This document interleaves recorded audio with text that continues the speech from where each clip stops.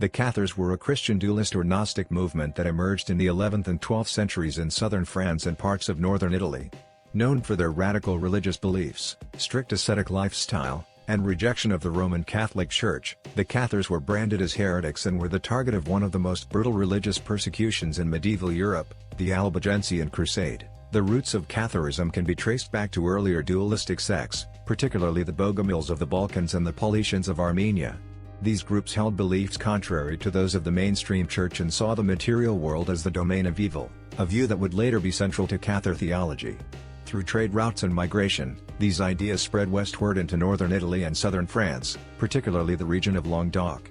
Cathars believed in a good God, the source of all spiritual reality, and a bad God, often associated with the God of the Old Testament, who created the physical world.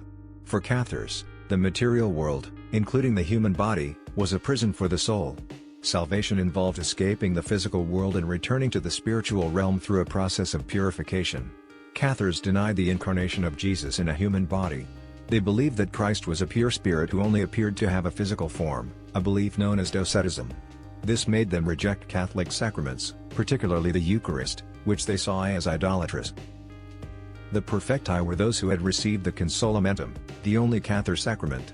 After this rite, they renounced the material world completely, living lives of extreme asceticism, celibacy, poverty, and often itinerant preaching. This sacrament was a form of spiritual baptism, considered essential for salvation.